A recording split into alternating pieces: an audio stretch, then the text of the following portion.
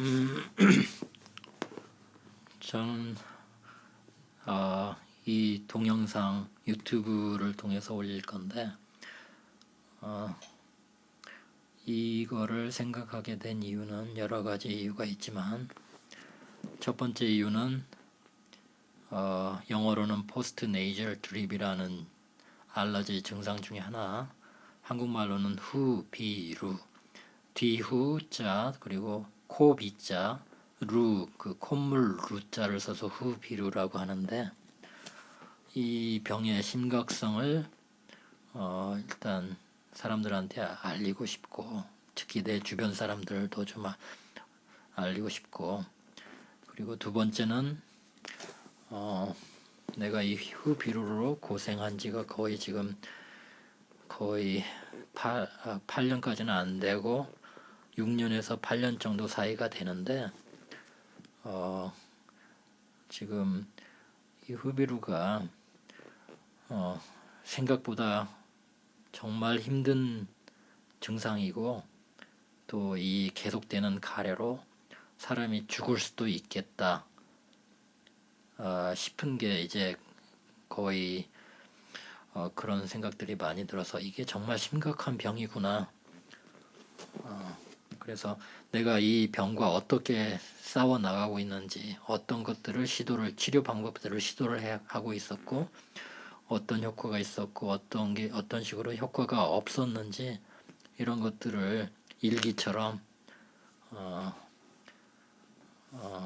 기록을 모아놓고 싶은 생각이 들어서 했고, 그 다음에 세 번째로는 이제 내가 내 상황이 살고 있는 상황이 특수해서 혼자 살고 있는데, 미국에서 가족이나 친지도 다 가까이 살지 않고, 내 가족은 다 한국에 있고, 그리고 뭐 친척이나 친지들도 다 내가 살고 있는 곳에서 아주 먼 곳에 살고 있기 때문에 대부분 그래서 그분들한테 어떤 매일 뉴스처럼 소식을 전할, 뭐 궁금하신 분들은 소식을 전할 필요도 있어서 바쁘셔서 뭐 확인을 할 수 있으신 분은 별로 없겠지만, 그래도 나중에라도 생각이 나서 확인을 해보면 이 저놈이 지금 어떤 상태구나, 아직도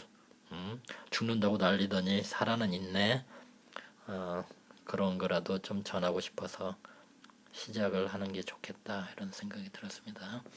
그래서 어쨌든 제가 지금 이 후비루로 고생한 지는 말하자면 아까 6년에서 8년 정도 된다고 했는데, 그 기간이 후비루만 딱 꼬집어서 얘기하면은 6년 정도 되는데, 이 후비루가 시작하기 전에 지속적인 축농증, 노란 코가 계속 나오고 그런 시절이 2년 동안 있어서 항생제를 계속 매 달마다 복용했던 때가 2년이었거든요. 그런데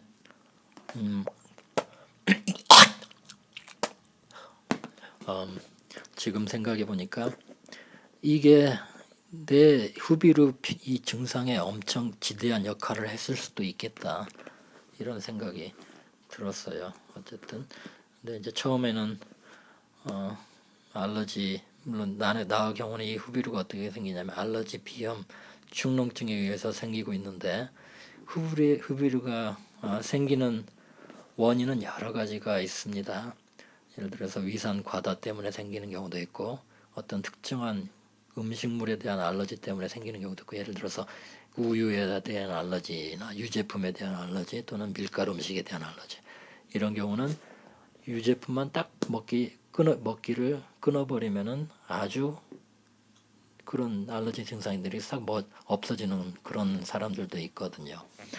근데 이제 나 같은 경우는 그 축농증 2년 동안 고생을 한 후에 이제 알러지 스킨 테스트를 해봤는데 34가지 종류인가, 꽃가루 뭐 여러 가지 뭐 번지 이런 거, 진드기 뭐 다 스킨 테스트를 해보니까 모든 거에 다 알러지가 있다는 그런 검사 결과가 나오고, 뭐 그전에도 한 15년 정도인가도 알러지 테스트 한번 해본 적이 있었는데 그때는 먼지하고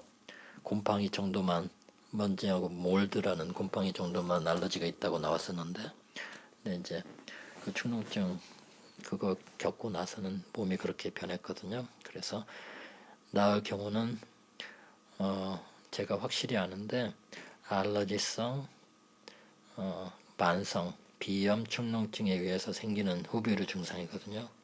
근데 이제 그 후비루 증상이 한 6년 정도 지나면서 초기에는 이거 가지고 죽겠다, 잠자면서도 죽겠다, 숨막혀 죽겠다 이런 경우가 생각되는 게 여러 번 있었어요. 근데 이제 그게 1년에 한 두세 번 정도 찾아오고 그랬었는데 그런 생각들이 왜냐면 그만큼 숨을 쉬다가 숨이 탁 리듬을 잃어버리고 말하자면 숨을 못 쉬는 경우들이 가끔 있었거든요.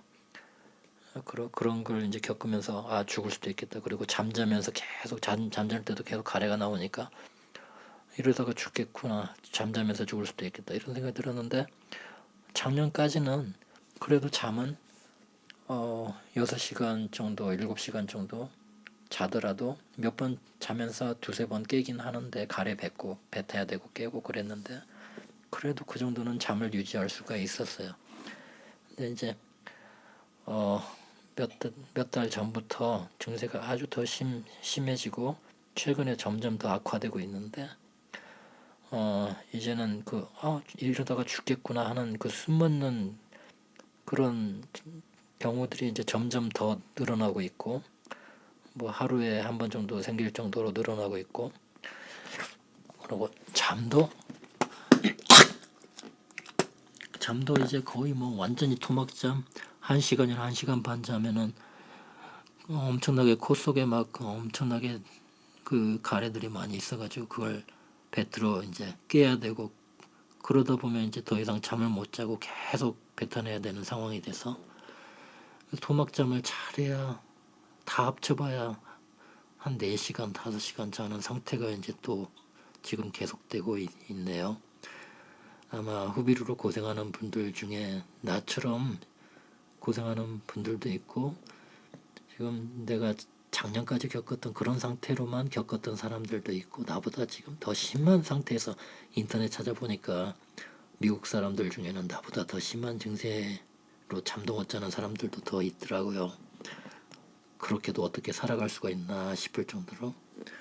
근데 이제 저 어제도 지금 1시 정도에 자려다가 새벽 1시 정도에 자려다가 잠을 못 자고 가래 때문에 왜냐면 숨이 콱 막혀가지고 또 가래가 계속 나오고 숨이 탁 멎었어요. 근데 이제 4시까지 잠들지 못하다가 4시에 잠깐 또 잠이 들었는데 6시 정도에 또 잠이 깨졌더라고요. 보니까 지금 아침 8시인데 그래서 어제 지금 딱 2시간 잤네요. 근데 그나마 내가 지금 직장 생활을 안 하고 있기 때문에 집에서 일을 한다고 하는 그런 상황이기 때문에 낮잠을 자려면은 뭐 잠을 잘 수 있다면 낮잠을 더 자고 싶은데 잠이 올지 안 올지는 모르겠지만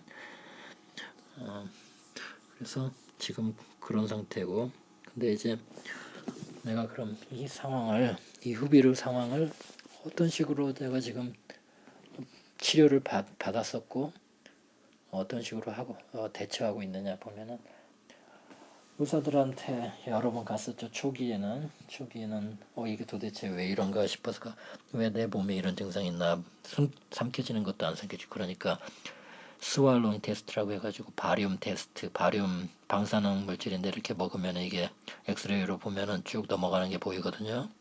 그래서 삼키는 테스트도 해봤고 그 MRI도 다 찍어봤고 무슨 이상이 있는지 CT도 찍어봤고 그런데 그 다음에 무슨 위장에 위에서 위산 과다로 해서 생긴지도 모르니까 위산 과다 약도 먹어봤고 헬리오박터라는 게 또 있는가 보다고 그 위대시경으로 보니까 그래서 그것도 항생제를 줘서 그 항생제도 또 한 달간 또 먹었었고 그런 식으로 계속 해왔었는데 그러다가 이제 그게 아무런 도움이 못 되니까 내가 염증을 느낀 거죠. 의사들한테. 어떤 의사는 나보고 나는 가래로 죽겠는데, 나 뻔히 하는 소리가 뭐라냐면 정신적인 것 때문에 그런 거 있으니까 죽지 않는다고. 이 정신적인 게 문제라고. 내가 근데 알거든요. 이게 정신적인 문제가 아니라는 거. 정신적인 문제가 이, 이 후비루 때문에 야기는 되지만, 정신 문제는 이제 후비루가 90%라면 10% 나머지 힘든 게 이제 정신적인 것도 힘들어지는데, 첫 번째 요인이 후비루에서 온다는 거죠. 몸이 이상해서 알러지 증상 어떤 걸로 인해서 정신적인 게 이걸 유발시킨 게 아니라.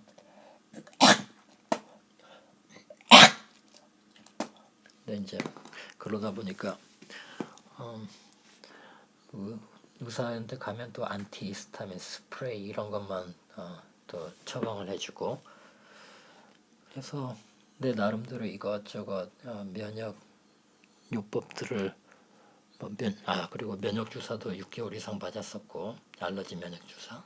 그런데 효과가 별로 없었고, 근데 이제 내가 시도하는 것들로는 비타민 C, 과다 그러니까 메가 복용, 메가라면은 보통은 1g 이상을 하루에 복용 권장량으로 하지 않는데, 이 메가 방법은 서울대 이왕재 교수라는 분이 하루에 1g이 아니라 10g 이상도 먹어라. 가능하면 30g도 한번 먹어봐라. 하루에. 그러니까 6시간씩 쪼개서 그거를 한 번에 다 먹으면 또 설사 나고 그러니까, 그래서 설사 안 나는 선에서 최대한 많이 먹어라. 뭐 10g 이상. 그런 것도 이제, 그래서 그걸 하면 인터넷에서 그 축농증이나 이런 것들이 치료되는 사람도 있다고 해요. 그래서 시도해보고, 마늘을 또 많이 계속 지속적으로 먹어보면은 또 그게 치료가 된다는 사람도 있고, 그래서 그것도 한 달 이상은 해본 적이 있고, 그리고 또 사과 식초가 또 좋다고 해서 사과 식초도 지금도 계속 먹고 있고, 그러니까 지금 계속 사과 식초, 양파, 마늘 이런 것들은 지속적으로 계속 먹고 있고, 마늘은 어떤 식으로 먹냐면 밥을 해서 보온밥통에다가 밥이 되면은 생마늘 깐 거를 그냥 집어넣어 가지고, 그게 이제 매운 기만 좀 없애고 나서 그것들을 먹으면은 편하게 먹을 수가 있고, 마늘도 많이. 근데 이제 생마늘 하나 정도는 하루에 하나씩 먹기를 권하고, 그래서 그런 식으로 하고 있고, 그 다음에 비타민 C와 더불어서 비타민 B 그리고 비타민 D, 이것도 아주 중요하기 때문에 그런 비타민 B12 말하자면 그런 것도 먹고, 그 다음에 특히 오메가 3가 중요하기 때문에 오메가 3도 계속 지속적으로 먹고 있고, 영양적으로는 그렇고, 그 다음에 이제 약초들이 축농증이나 뭐 알러지에 좋다는 거, 골든 씨어, 그 다음에 에치나시아, ECHINACEA라고 미국에서는 그걸 복용하는 사람들이 있고, 그 다음에 알러지에 좋다고 하는 NETTL이라는 약, 이것들을 다 갈아가지고 캡슐에다 만든 허브들이 있거든요. 약초들이. 그런 것들도 계속 먹고 있고, 그 다음에 이제 프로바이오틱스 유산균들, 그게 이제 여러 가지 브랜드 네임들이 있는데, 그 중에서 라이프 오브 가든이라는 브랜드, 그 전에는 제로에서 나온 프로바이오틱스를 계속 먹어봤는데 효과가 별로 없었는데, 이번에는 또 가든 오브 라이프에서 나온 거기에 보니까 여러 박테리아 종류들이 더 많이 좋은 박테리아 종류들이 많이 들어가 있는 캡슐이라서 그것들 계속 먹고 있는데, 이거는 장기적인 면역 요법이니까 모든 건강은 요즘에 그 건강 이론들이 모든 건강은 장에서 시작된다. 그 다음에 유산균, 장에 있는 유산균들에 의해서 모든 게 좌우된다. 이런 이론들이 많이 나오고 있기 때문에, 그리고 알러지가 많이 밀접한 관계가 있고 장의 건강하고 그런 이론들이 계속 나오고 있기 때문에 이거를 먹고 있고, 그 다음에 오레가노 오일이나 코코넛 오일, 그다음에 참기름, 들기름, 올리브 오일, 이것도 오일 풀링을 한다든지 그냥 한 숟갈씩 먹는다든지 아니면 코 속에다 넣어서 면봉에다가 해가지고 코 속에다 한번 넣어보기도 하고, 또 소금물을 뜨겁게 해가지고 그걸 식힌 다음에 계속 코도 씻어보고, 그런 여러 가지를 나름대로 노력을 하고 있는데 그렇게 큰 호전이 없었고, 그 다음에 또 그리고 그거 말고도 지금 약이랑 그 알러지 약들, 흔히 이제 의사들이 권하는 약들, 뮤시넥스, 제르텍, 알레그라, 이런 것들을 시도를 해봤고, 요즘에는 저기 코에 뿌리는 네자코트라는 그 스테로이드 계열, 이런 것도 해보고 있는데, 나한테는 그런 약들이 딱히 맞는 약들이 없었고, 절택이나 클라리튼이 약간은 도움이 되는데 뭐 크게 느낄 만한 도움은 안 되고, 이제 숨을 막 깔딱깔딱 할 때 절택을 그냥 어쩔 수 없이 막 먹는데 그 상황을 모면하게 해주는 적은 몇 번 있긴 있었어요. 그래서 어쨌든 비상용으로 계속 쓰면서 먹어보고 있고, 뮤시넥스도, 그러니까 말하자면 효과를 100으로 따진다면 한 10 정도는 효과가 느껴지니까 계속 그것도 이제 먹고 있는데, 근데 몸은 계속 더 힘들어지고 있다는 거죠. 잠도 이제 계속 못 자고 있고, 어떨 때는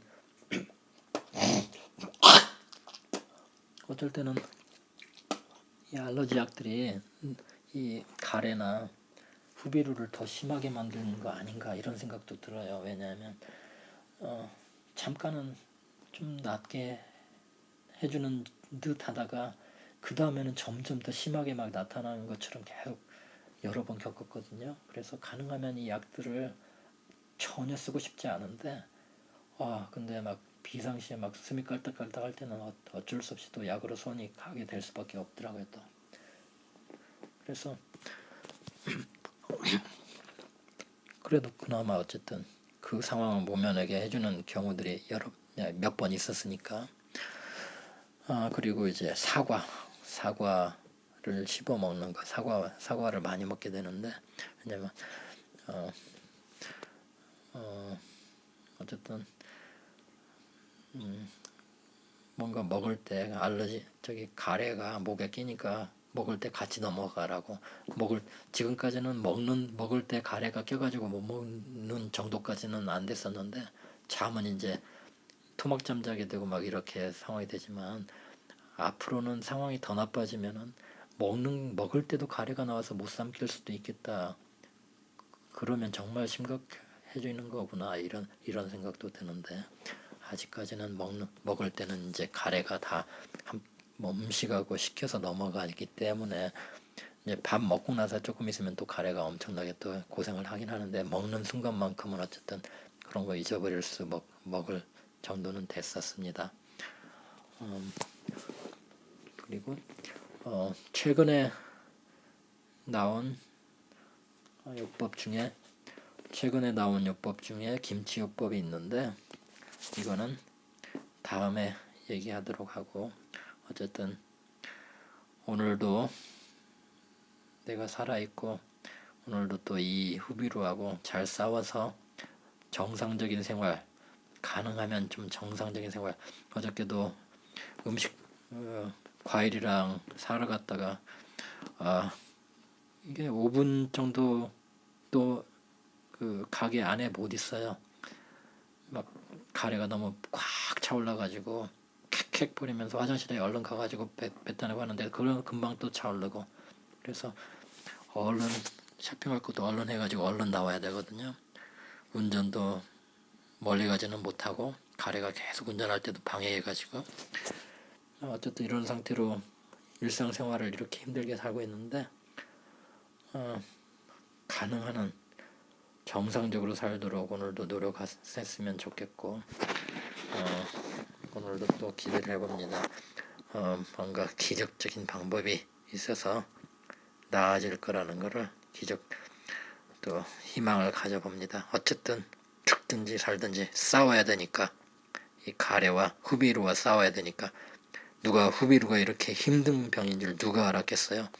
내가 논문을 찾아보니까 미국에서도 후비루 명조차도 없더라고요.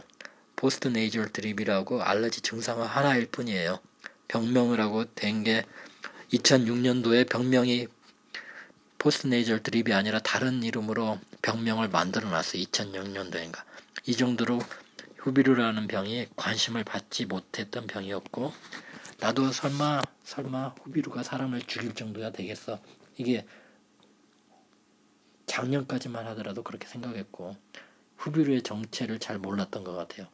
처음에 몇 년간은 이 가래가 도대체 폐에서 올라오는 건지, 뭐 코어에서 그 사이너스 거기서 생기는 건지 그것조차도 파악하기가 힘들었으니까 그때에서는.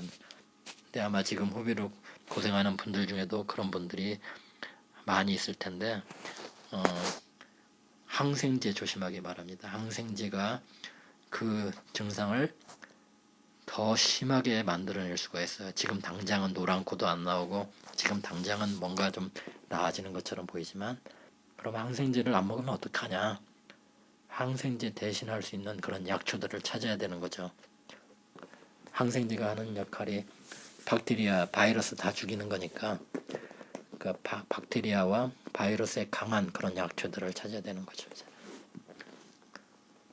자, 그럼 오늘은 이 정도 하겠습니다. 파이팅!